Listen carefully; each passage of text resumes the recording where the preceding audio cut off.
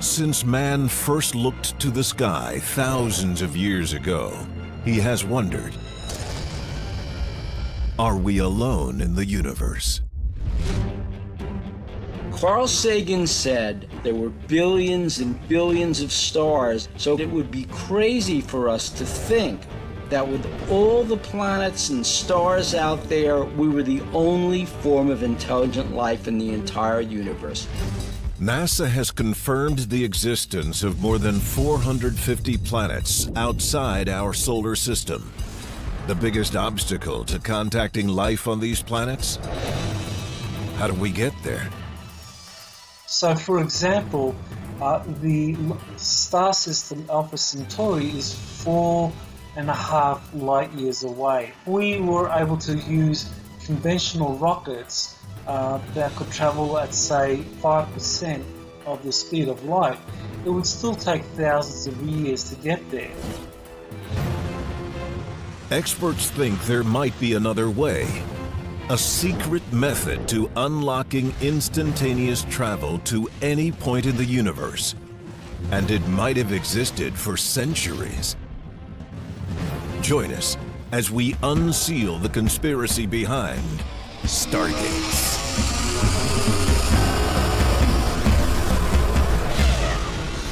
What if the history you were taught in school was all a lie? Is our government controlled by a secret society? Welcome to the world of conspiracy, where cover-ups, secrets, and hidden agendas all trace back to a single source.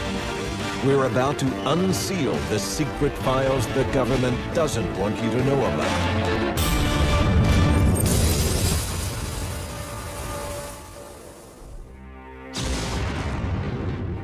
Baghdad, 2003. American and British troops invade Iraq. The night sky turns to day as hundreds of bombs find their targets. Tanks roll down city streets. In a few short weeks, the Iraqi military is crushed. The mission is said to be accomplished. Yet, American troops remain there for more than a decade. Some experts have a shocking theory why U.S. soldiers remained for so long. Iraq has long been known as the location of one of the oldest stargates on planet Earth. The history of the Iraqi Stargate goes back more than 6,000 years. For a civilization that was essentially coming right out of the Stone Ages, they were very highly advanced. Chariots, tools, irrigation, weapons. In just a few hundred years, Sumerians advanced the species more than the previous 200,000 years combined. The Sumerian culture is supposedly responsible for giving us a lunar calendar, arithmetic, even some of the first bits of literature written on stone tablets. How did the ancient Sumerians create such wonders? One of the theses that was put forward was that the ancient Sumerians were in fact a civilization that had been assisted by a race of extraterrestrials called the Anunnaki, and that the Anunnaki provided them with advanced technology. Anunnaki is roughly translated as those who fell from the heavens. So how did the Anunnaki cross the vast interstellar distance between their home world and Earth? One theory: Stargates. One of these technologies was the ability to be able to travel through space-time using these technologies called Stargates. The theory behind how a Stargate works is that it's a wormhole or vortex that connects two points in space together, kind of like folding a piece of paper over. And some people think they're everywhere.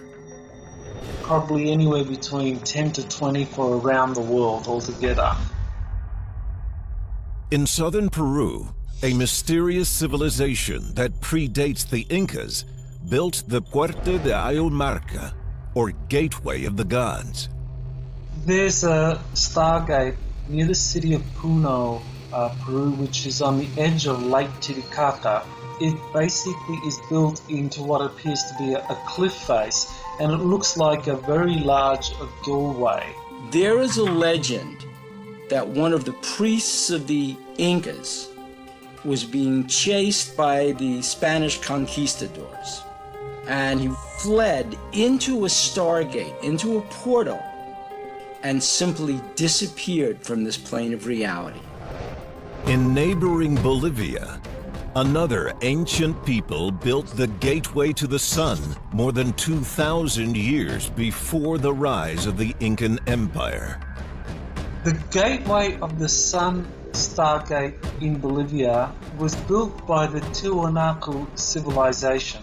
It's located on the shores or nearby Lake Titicaca on the top of the Bolivian plateau there. This doorway to the sun was a means by which the Tiwanakan civilization believed that they could interact or enter into the energies of the sun. Pictographs and sculptures throughout the pyramids of Egypt depict the coming of gods from the stars who arrived and left long ago.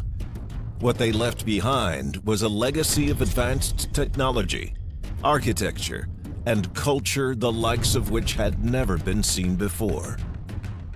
What evidence is there that advanced technology was delivered to the Egyptians through technologies such as stargates?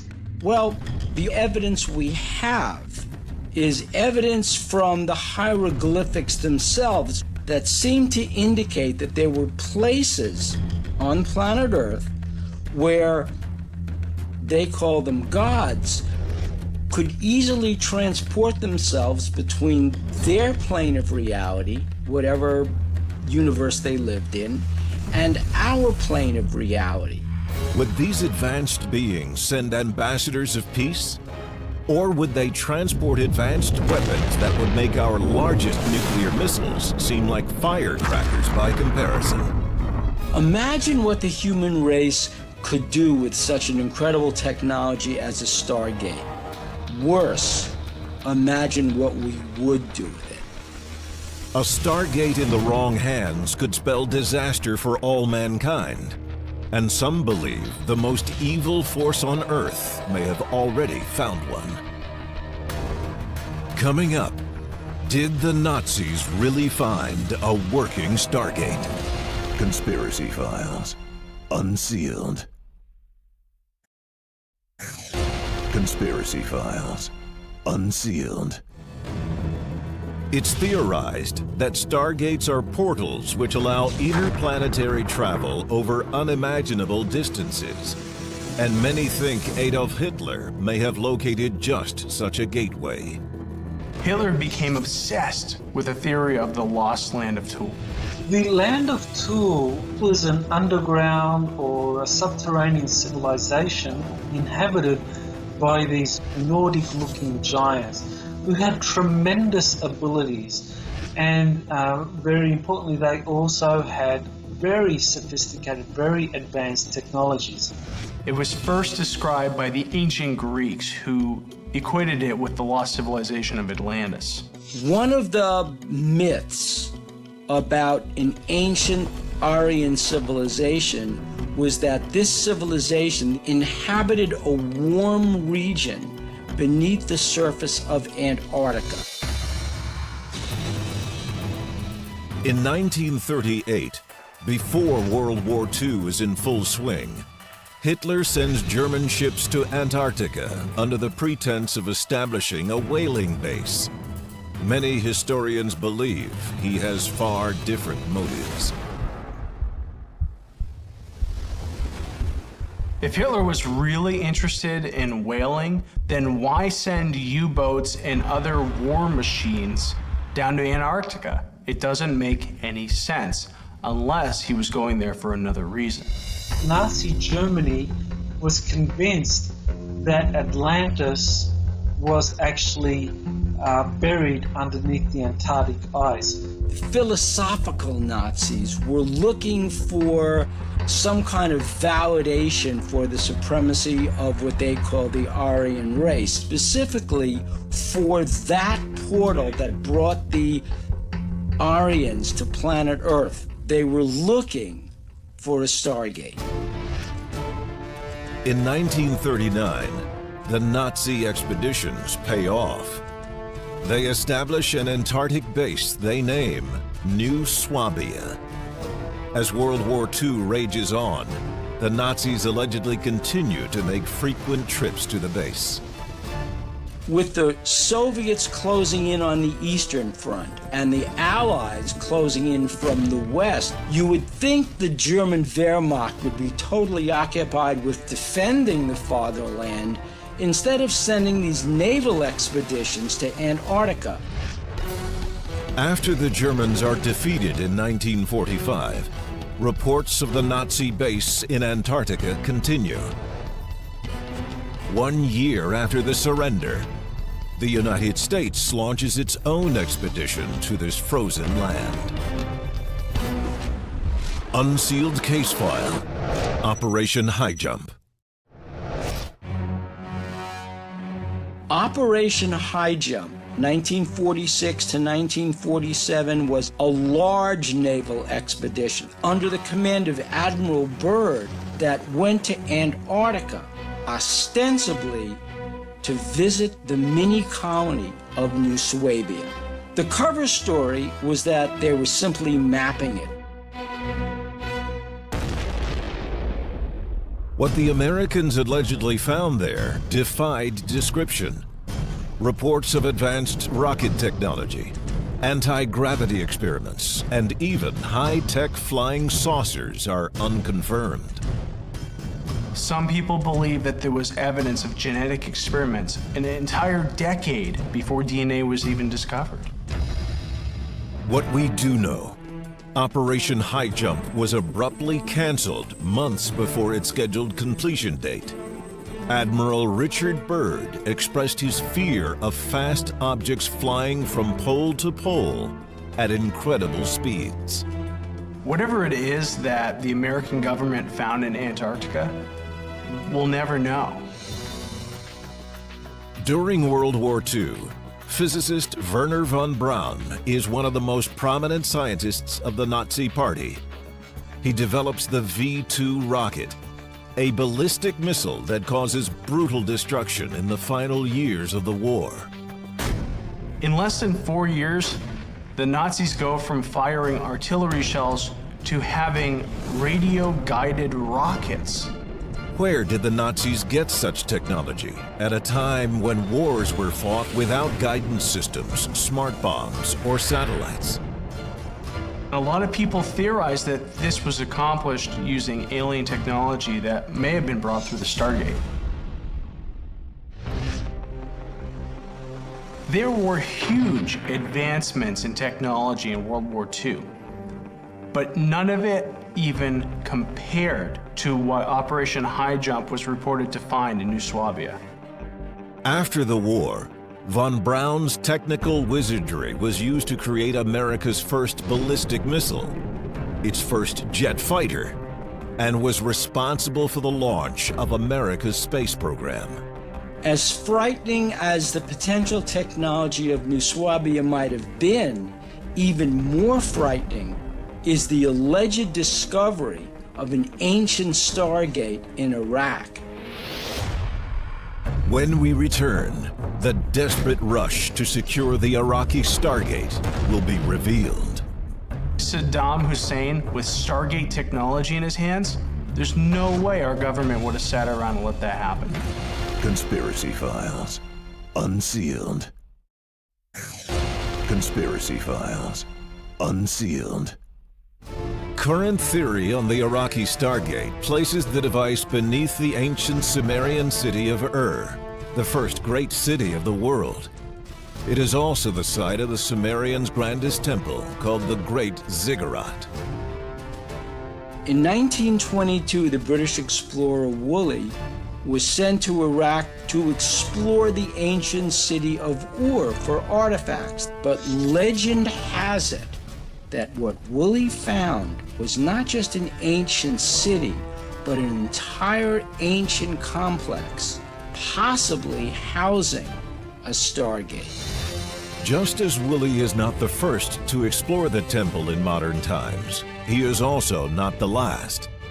In the early 1980s, Saddam Hussein orders a massive restoration project at the Great Ziggurat, effectively transforming the temple into a fortress. The Ziggurat of Ur is purportedly where Saddam worked on his biochemical weapons. It became the center of his operations, and he even put an Air Force base there. Experts say 3 massive staircases leading into the temple were restored by Saddam. And not just to allow for easier access, they were also built to carry things out. Things like the Iraqi Stargate. The real reason the United States launched a preemptive strike against Iraq in 2003 was because Saddam Hussein had gotten into his hands some of these technologies, such as Stargates.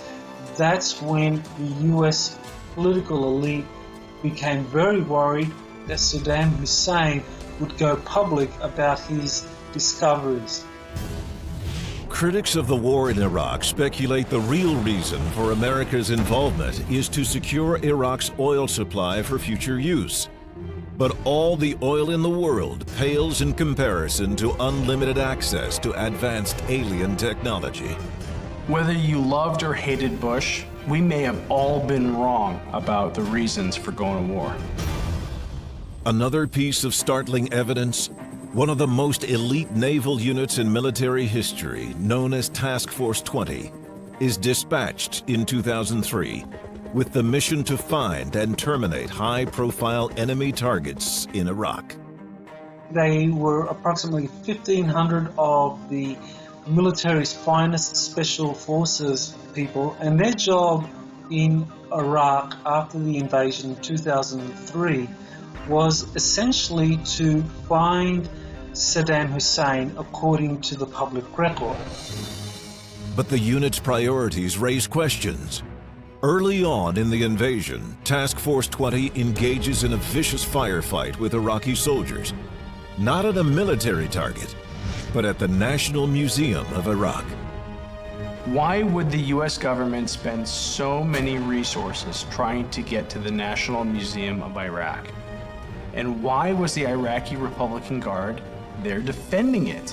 Task Force 20, it had multiple missions, but its more secret mission was really to scour all of Iraq's ancient sites, all of Iraq's museums for any information. They were looking for evidence to support that the Stargate was at the Great Ziggurat of Ur. American forces made the Great Ziggurat the site of one of their most important air bases for the next 9 years. We stayed in Iraq for 10 years, long after Saddam Hussein was overthrown, ostensibly to help the Iraqis build a new government. But could it have been that it took us an entire decade to dismantle the Stargate and ship it back to the United States because of that technology? And that was the reason we stayed in Iraq until 2012. If they did dismantle the Iraqi Stargate and took it back to the US, it could be in any number of secret government warehouses, Area 51, Wright-Patterson, even Fort Knox. The thing could be anywhere. Theorists see evidence of Stargates in every technological explosion in human history. Ancient texts and hieroglyphs seem to verify their suspicions. From the Wright brothers' first powered flight and NASA's landing on the moon, less than 70 years. And now NASA has a rover crawling across the surface of Mars looking for life. Believers in Stargates argue such a great leap in science and technology over such a short amount of time simply cannot be explained by traditional thinking. The advantages of a military or a civilization that controlled a Stargate would be enormous.